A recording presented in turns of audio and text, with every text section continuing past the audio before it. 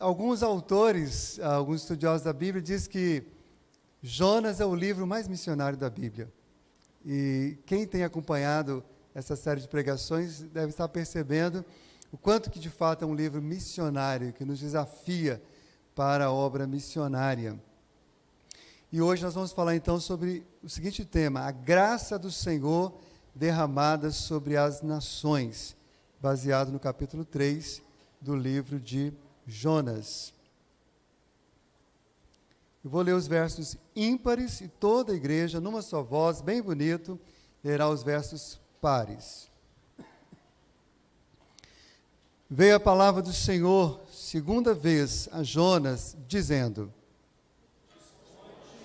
Vai à grande cidade de Nínive e proclama contra ela a mensagem que eu te digo. Levantou-se, pois, Jonas e foi a Nínive, segundo a palavra do Senhor. Ora, Nínive era cidade muito importante diante de Deus, e de 3 dias para percorrê-la. Começou Jonas a percorrer a cidade no caminho de um dia, e pregava e dizia: ainda 40 dias, e Nínive será subvertida. Os ninivitas creram em Deus e proclamaram o jejum, e vestiram-se de panos de saco, desde o maior até o menor.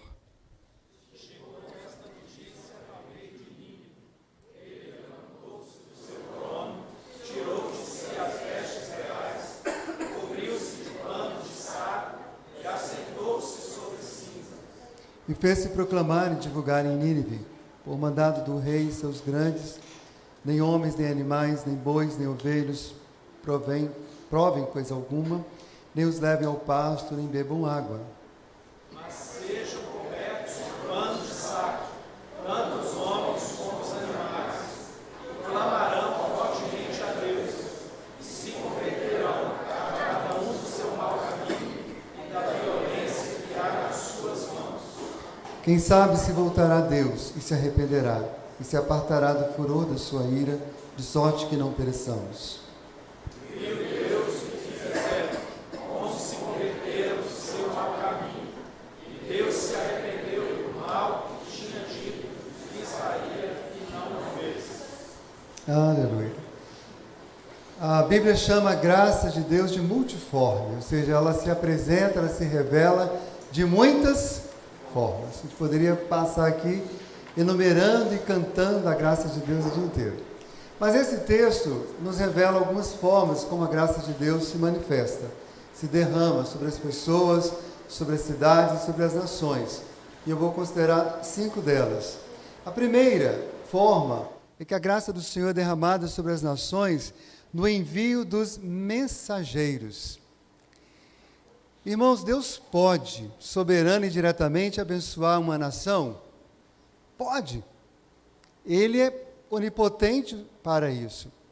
Mas, ordinariamente, Deus abençoa outras pessoas e as nações por meio daqueles que já foram alcançados pela sua graça. Por meio de homens e mulheres que Ele criou e que Ele salvou. Nesse caso, o homem era Jonas. E como os irmãos conhecem a história, já foi pregado os 2 domingos, Jonas está tendo aqui uma segunda chance, segunda vez que Deus fala.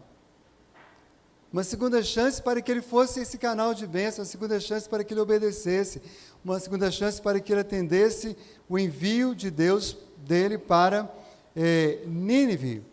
E Deus é esse Deus mesmo, não somente de uma segunda chance, mas de tantas chances, né? Eu mesmo e você hoje estamos tendo uma segunda chance. Nós amanhecemos vivos. Hoje eu sou enviado a proclamar o Evangelho. Alguém que Deus colocar na minha frente, da minha vida, da minha família. Quem sabe lá na Pedra da Cebola você irá e vai ter a alegria de pegar um livreto daquele, você não está aqui por acaso, um livro maravilhoso, e presentear alguém, e dizer: olha, você não está aqui por acaso, Deus o ama, Deus tem um propósito de fato para a sua vida. E nós precisamos aprender com Jonas, e mais ainda aprender com Jesus, porque Jonas é um exemplo de desobediência e também de uma obediência tardia. Mas ele se contrasta com Jesus Cristo, porque Jesus foi prontamente obediente, e Jesus Cristo foi perfeitamente obediente quando o Pai o enviou para vir ao mundo, para vir às nações também.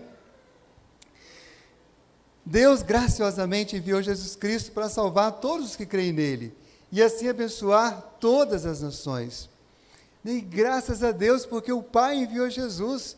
E como diz o apóstolo João no capítulo 1, verso 16, por causa do envio do Pai, por causa da obediência de Jesus, por causa do mensageiro Jesus, todos nós temos recebido de sua plenitude e graça sobre graça é derramada sobre nós por causa de Jesus ter sido enviado. E Cristo, Ele mesmo enviou a igreja e cada crente como seu mensageiro para levar a sua graça a todos os povos.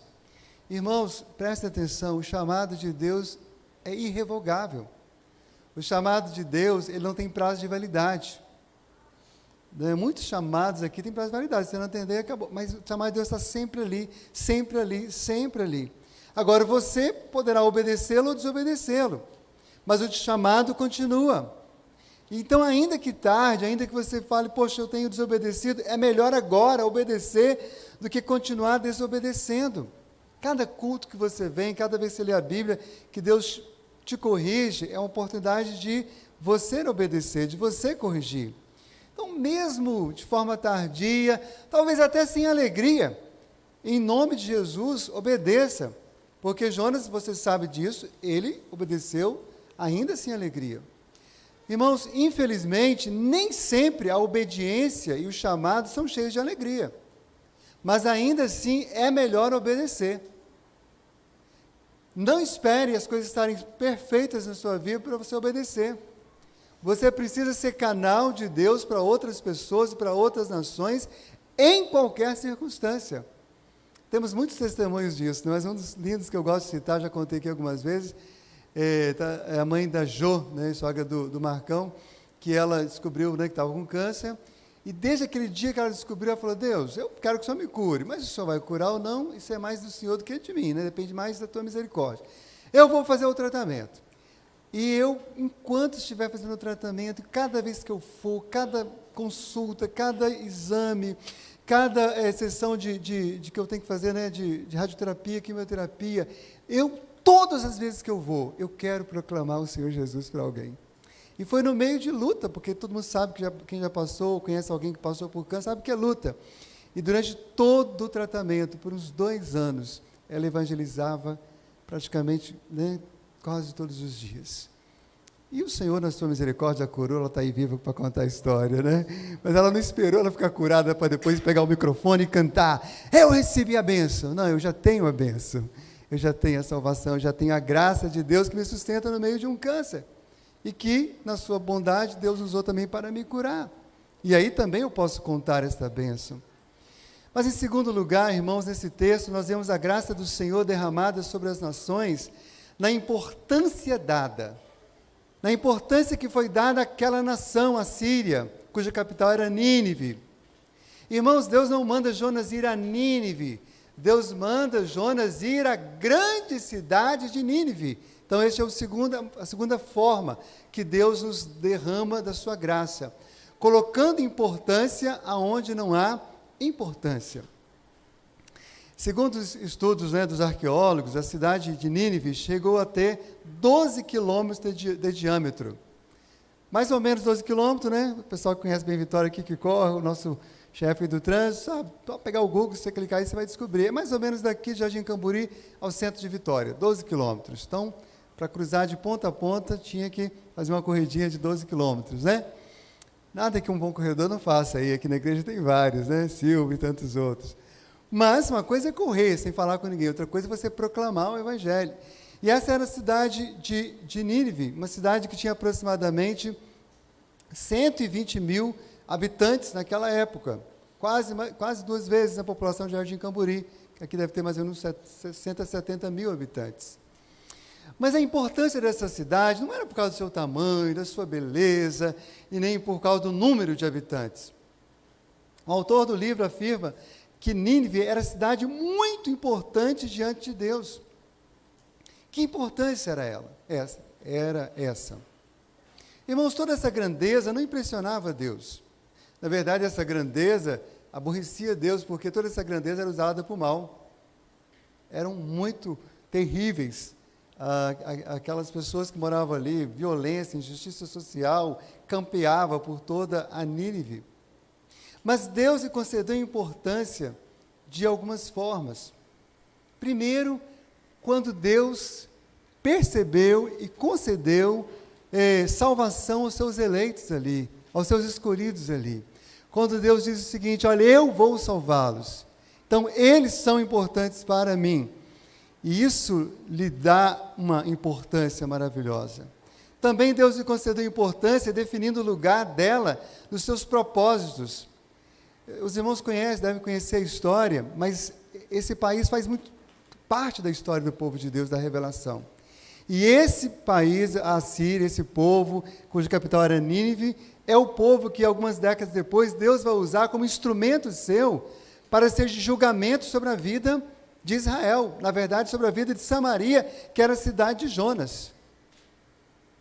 Então, ela tinha importância nos seus propósitos. É interessante, irmãos, que ao longo da história, Deus fez isso com outras cidades. Quando o povo de Israel vai para Canaã, Jerusalém não tinha nenhuma importância.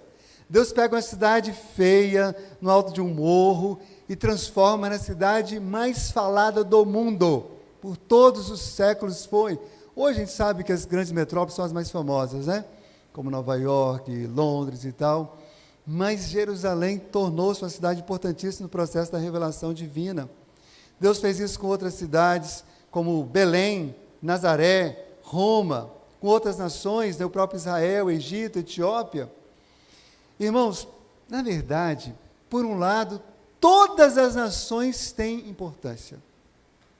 Quando a gente vê o mapa do mundo, o Brasil lá, o 5º maior país do mundo, um monte de coisa de primeiro lugar, mas o país menor que você possa imaginar tem importância nos propósitos, planos e providência divina. Mas em determinados momentos, para situações específicas, alguma nação pode ter alguma importância especial apontada pelo próprio Deus. E essa importância é fruto da graça de Deus. Então, quando você for orar por uma nação, quando você for escolher assim, você não consegue às vezes ofertar para muitos missionários em muitas nações. Às vezes você vai ter que escolher, eu quero ofertar pelo missionário que está no país tal. Quando você pensar nisso, não oferte de qualquer maneira, baseado na sua preferência. Pergunte a Deus: Deus, onde é que o Senhor quer? Onde o Senhor está fazendo algo que é importante, que eu possa cooperar com o Senhor? Isso é muito espiritual, irmãos. Não é só entregar aqui no gasofilácio e deixar o conselho administrar. Embora o conselho tenha também essa responsabilidade, vai fazê-lo da melhor maneira possível. Essa igreja tem essa santa liberdade. Quando os irmãos colocam lá assim, essa oferta é para o rumo tal, ela sempre vai. Passe a fazer isso. Onde Deus quer que você oferte? Quantos irmãos aqui podem se tornar grandes investidores no reino de Deus ofertando? Então, ore ao Senhor. Segundo a importância que Deus revelar no seu coração, oferte, ore, jejue, vá. A graça divina sempre concede importância a quem não é considerado importante. Fica atento a isso, fica a dica. Cristo mesmo deu importância a quem não tinha importância na sociedade judaica e romana da sua época. As crianças, as mulheres, os leprosos. E a gente precisa aprender com o Senhor, também dá importância àqueles que ninguém está dando importância. Especialmente, irmãos, porque eu e você sabemos que nós também não tínhamos muita importância, até que fomos banhados pelo precioso e impagável sangue de Jesus, que nos concedeu tanto valor para o próprio Deus. Mas em terceiro lugar, meus irmãos, nesse texto, nós vemos a graça do Senhor derramada sobre as nações no confronto ameaçador.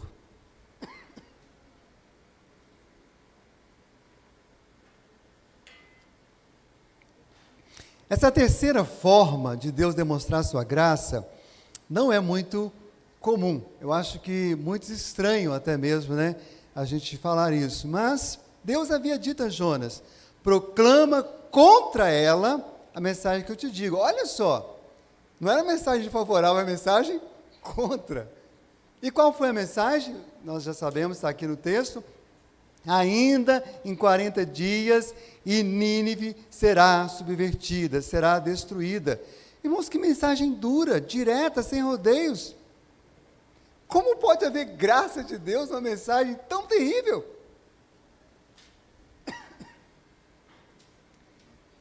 Eu sei que essa é uma pergunta natural que todos nós fazemos, mas, embora seja estranho ou pareça estranho, é mais fácil de entender do que você possa imaginar. Nós temos, principalmente nos últimos anos, não sei se é por causa do mundo globalizado, a internet, tudo chega rápido, né? Mas parece que nos últimos anos multiplicaram essas tragédias naturais, né?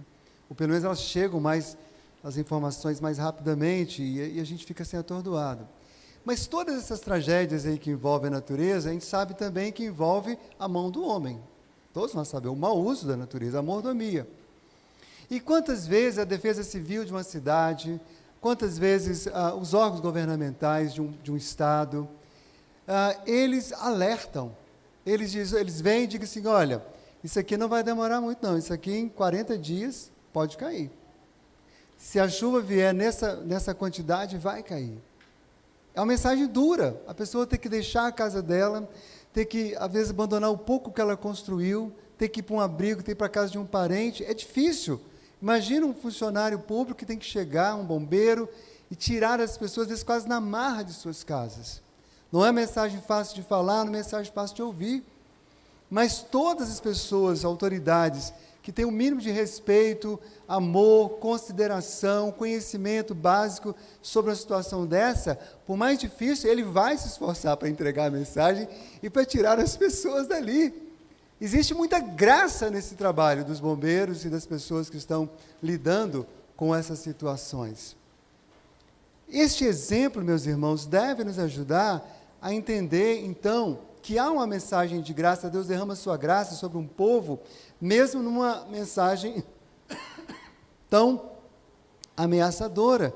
Quantas vidas teriam sido poupadas nessas tragédias se as pessoas tivessem saído? Tivessem atendido o conselho, tivessem aceitado o socorro que lhe foi oferecido. Meus irmãos, a essência da mensagem cristã é Jesus Cristo é o Senhor e o Salvador. Mas Salvador de quê? Para quê?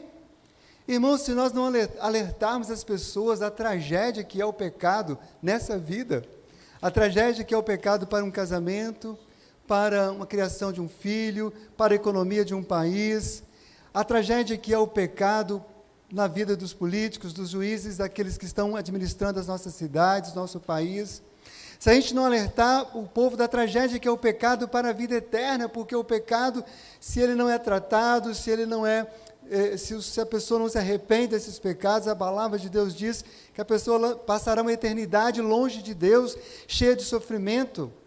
Então a mensagem do Evangelho só será entendida e incompleta se nós também lembrarmos dos males do pecado. Aquela geração de ninivitas não experimentou a destruição porque eles entenderam que Jonas tratava de um assunto de vida e de morte. Irmãos, será que nós entendemos que pregar o Evangelho é uma questão de vida ou morte? Que alertar as pessoas, mesmo as pessoas mais bondosas, que têm um caráter já mais trabalhado, que fazem boas obras, que se elas não se arrependerem da sua iniquidade, da sua maldade, não receberem Cristo, elas vão caminhando para o inferno. Meus amados irmãos, existe graça no confronto ameaçador. Tanto no Antigo Testamento quanto no Novo Testamento, os profetas repreendiam o pecado e anunciavam juízo para os impenitentes. Isaías, Jeremias, Naum, João Batista, todos os demais profetas. O próprio Jesus Cristo não anunciou somente salvação, ele também anunciou juízo. Aliás, ele fez muitos confrontos, né?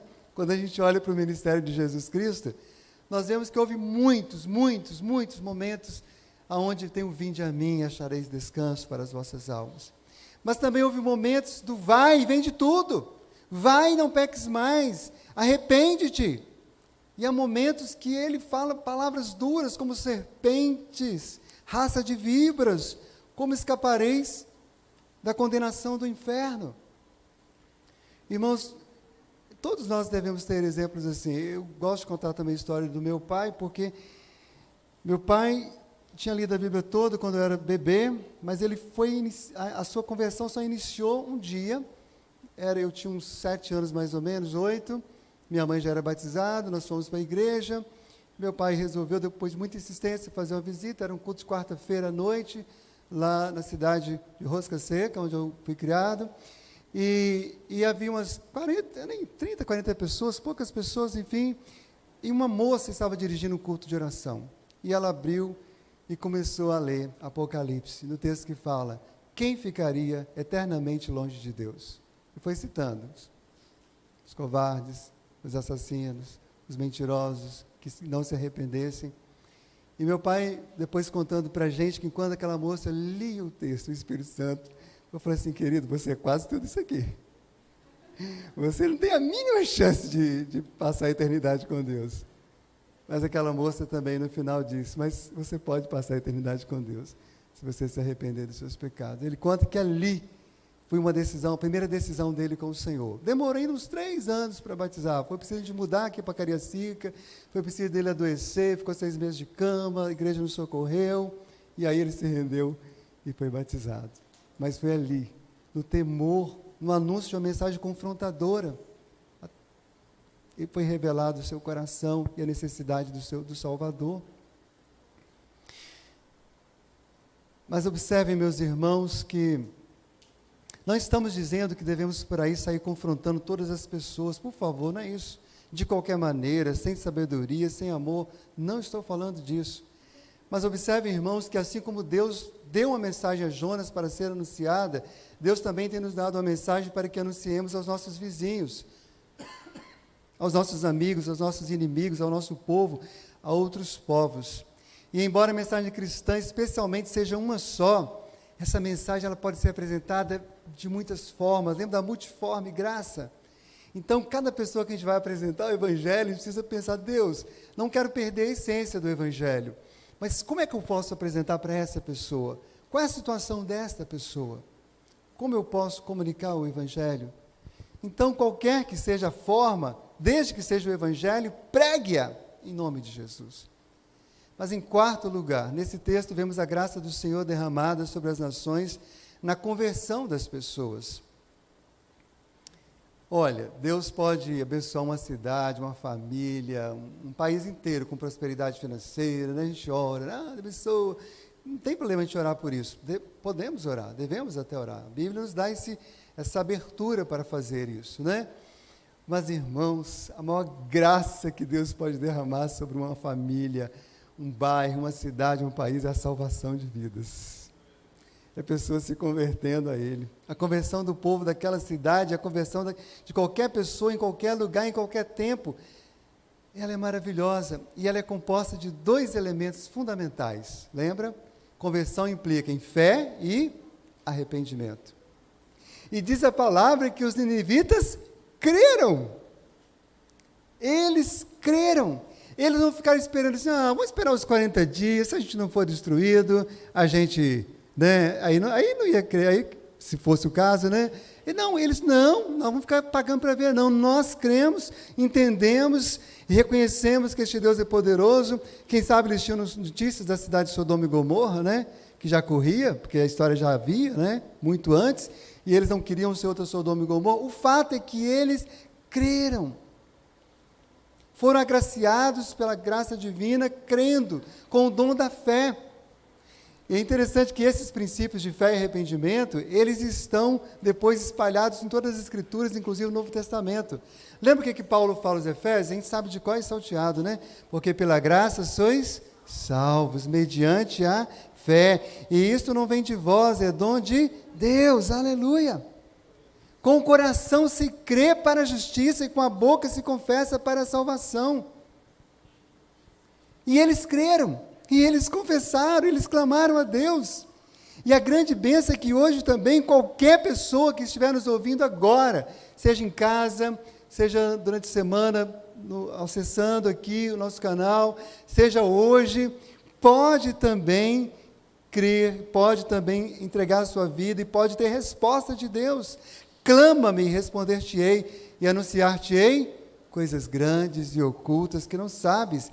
Eles clamaram, eles entenderam a palavra que está escrita no livro do profeta Isaías: buscai o Senhor enquanto se pode achar, invocai-o enquanto está perto. E junto com a fé salvadora vem o verdadeiro arrependimento, o qual implica mudança de mente e de vida. A gente tem visto sempre, né, na mídia aí, muitas pessoas famosas declarando que agora são evangélicas e tal. Beleza, tomara que seja mesmo. Mas nós não precisamos apenas de pessoas evangélicas, protestantes, crentes. Precisamos de pessoas convertidas, que demonstrem isso pela sua fé e pelo seu arrependimento, abandonando seus pecados, mudando a mente e a vida. Irmãos, louvado seja Deus, porque estudamos, eu mesmo gosto muito de ler, de estudar, fiz todas as faculdades que eu pude fazer, que era para fazer, mas preste atenção, as melhores escolas, sejam básicas, fundamentais, ensino médio, universidades do mundo inteiro, não podem fazer o que a graça de Deus faz, que é transformar um ser humano profundamente e eternamente, para sempre, definitivamente. Porquanto a graça de Deus se manifestou salvadora a todos os homens, educando-nos para que, renegadas em impiedade as paixões mundanas, vivamos no presente século sensata, justa e piedosamente. As pessoas podem fazer vamos pensar aqui, né, nas pessoas que trabalham na área pública, todas as pós-graduações, doutorados de gestão pública, pode ser de um viés mais de esquerda, de um viés mais de direita, pode ser o melhor prefeito, a melhor cidade, mas preste atenção no que a palavra de Deus diz. Somente a graça de Deus faz uma pessoa renegar a sua impiedade, as suas paixões mundanas. Ele pode ter muito bem intencionado, mas se ele não tiver a graça de Deus sobre ele, uma hora cai. É por isso que a gente vive se decepcionando, a gente vota achando que a pessoa vai ser perfeita, ele não é, ou ele é quase perfeito, ou ele é pelo menos muito legal, e daqui a pouco a gente vê a pessoa fazendo os mesmos pecados que o outro, que era contrário, da ideologia contrária, está fazendo. Porque, irmãos, só o poder de Deus pode fazer alguém renegar a corrupção, o roubo, o desvio de dinheiro. Só a graça de Deus, só o temor do Senhor é o princípio da sabedoria que leva a pessoa a dizer não ao pecado. Você sabe disso, que você já é de Jesus. Por isso, oremos sim por políticos competentes, que entendam de política, mas também que se rendam a Cristo, os que estão aí, e quem sabe algum que não é, que é cristão possa ser levado, sim, não podemos orar por isso, não existe nenhum pecado nisso. Nós sabemos que nem todos serão se converter, mas quem sabe um que estará ali, em qualquer área, em qualquer momento, pode ser a luz que vai iluminar os demais homens e mulheres que estão ali. Arrependimento rápido, profundo, abrangente, só Deus pode fazer, porque é a bondade do Senhor que nos conduz ao arrependimento, diz as Escrituras. Aquele povo não somente foi convocado a vestir-se de pano de saco, a sentar-se na cinza, que era a forma oriental de lamentação, mas foi convocado a abandonar seus pecados. Assim como em Nínive, hoje também, cada um individualmente é convidado a converter-se do seu mau caminho, da violência que pratica, que porventura age em suas mãos de qualquer outro pecado. Irmãos, que diferença quando as autoridades nacionais e internacionais se converterem. Oremos pela conversão de nossos líderes. Uma cidade inteira pode ser transformada, seus cidadãos podem ser transformados. Irmãos, o que o feminicida, o homicida ou qualquer outro assassino precisa, acima de tudo, é de conversão verdadeira. Porque um homem cheio do Espírito Santo de Deus, que conheceu o amor de Cristo, jamais levantará a mão para matar a sua companheira ou qualquer outra pessoa que seja. Que os corruptos, ladrões, os adúlteros, promíscuos, orgulhosos e todos os demais pecadores precisam se renderem à graça e senhorio de Jesus Cristo. Mas em quinto e último lugar, nesse texto, vemos a graça do Senhor derramada sobre as nações na manifestação da sua misericórdia. É muito legal porque, mesmo o povo de Nínive, não conhecendo bem ao Senhor, aquele povo esperou que Deus revelasse compaixão e misericórdia, o que não era muito comum nos deuses pagãos daquela época. Compaixão e misericórdia não é muito comum. Se você assistir esses filmes de época, de história, né, tem muitas séries legais, é bacana para você entender como é que funcionava a Idade Média, né? Era vingança, vingança, morte, morte, morte, morte, e isso que a gente está vendo hoje ali, né, a Rússia fazendo com a Ucrânia, isso é a história da humanidade. Graças a Deus, hoje está mais comedido, pela própria misericórdia do Senhor. mas é assustador você ver ali, milhares de pessoas já morreram. E misericórdia não existe no coração de alguém que não foi ainda alcançado pela graça de Deus, mas no coração do Deus verdadeiro existe, e eles apelam para a sua misericórdia. Eles sabiam que Deus poderiam evitar que o que eles realmente mereciam era o castigo. Porque misericórdia é isso, você deixar de dar o castigo que o outro merece. E foi isso que aconteceu, irmãos. No dizer de Tiago, a misericórdia triunfou sobre o juízo. Louvado seja Deus. Pela graça do Senhor, as orações dos ninivitas foram ouvidas, a misericórdia divina foi revelada, e o povo de Nínive não foi destruído, ao contrário, foi perdoado. Por isso nós temos que clamar mesmo pela misericórdia de Deus sobre nós, sobre as nações, sobre a Ucrânia, sobre a Rússia também. Clamar, Deus, misericórdia. Porque se for manifestar só juízo, vai morrer todo mundo.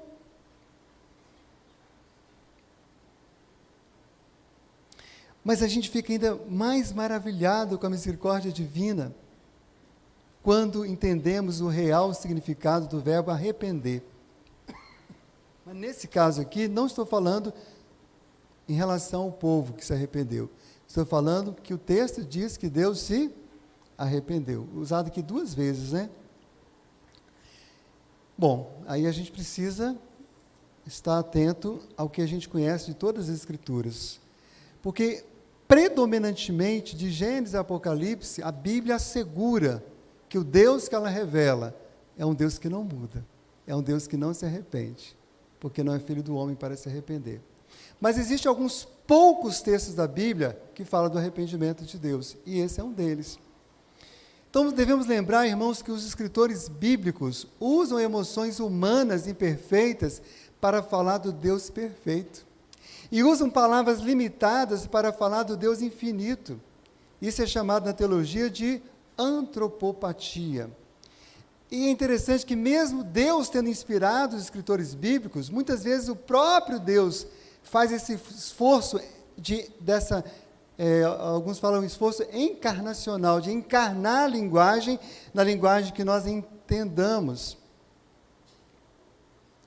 É mais ou menos o que a gente faz com nossos filhos. Aqui tem muitas crianças, graças a Deus, né? Os pais, os bebês, os vovôs, os tios, né? Os irmãos que gostam de brincar com as crianças, o pessoal do berçário.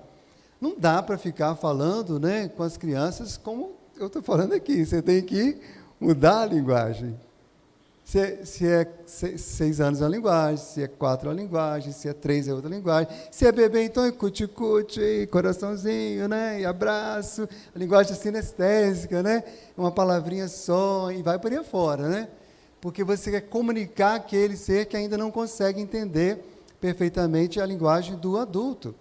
Então, muitas vezes nas Escrituras, para falar de Deus, das suas emoções, do seu caráter, de quem Ele é, a gente, né, é difícil. E Deus, mesmo para falar conosco, Ele vem no nosso nível e fala.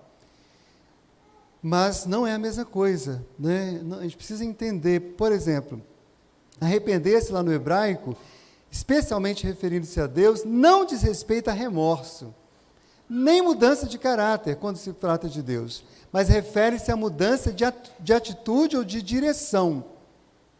Está indo numa direção, agora vai para outra direção. Uma mudança também que, na verdade, é aos nossos olhos, do nosso ponto de vista, Deus mudou. Lembra que na oração eles fazem, quem sabe se Deus muda, né, e tal? Então, está usando a linguagem dos ninivitas. Porque Deus mesmo não muda a si mesmo, e nem seus propósitos eternos. Então, o que acontece nessa história é que, diante dos pecados daquela cidade, qual que era a consequência óbvia? Eles iam ser punidos. Eles iam sofrer o castigo. Então, essa consequência esperada é misericordiosamente alterada. Aquilo que era quase com uma fatalidade, não é fatal, porque Deus exerceu a sua misericórdia, livrando aquele povo que agora clama. Ou seja, Deus soberanamente revela a sua misericórdia, não destruindo a cidade. E é um princípio muito importante da teologia bíblica, né, que os reformados apreciam e advogam, é que o Deus que estabeleceu os fins, Ele também estabeleceu os meios. Deus que estabeleceu, que decretou os fins, também decretou os meios. Então, ele mesmo decretou fazer com que a sua ação dependesse da resposta daquele povo e daquela cidade. E o povo respondeu bem, o povo creu, o povo clamou, o povo se respondeu. Para mim, irmãos, essa é uma história que me leva a ver quão harmonioso é o caráter de Deus. Como os atributos de Deus se relacionam de uma maneira perfeita, onde há justiça, onde há juízo, onde há bondade, onde há amor, onde há longanimidade, misericórdia, compaixão, de uma forma que eu ainda não consigo fazer. Espero que Ele me conceda essa bênção na eternidade. Mas nós, muitas vezes, pesamos para um lado ou por outro, mas o Senhor faz tudo com sabedoria. E uma boa notícia para mim e para você é a seguinte, principalmente você que crê nisso que eu estou falando.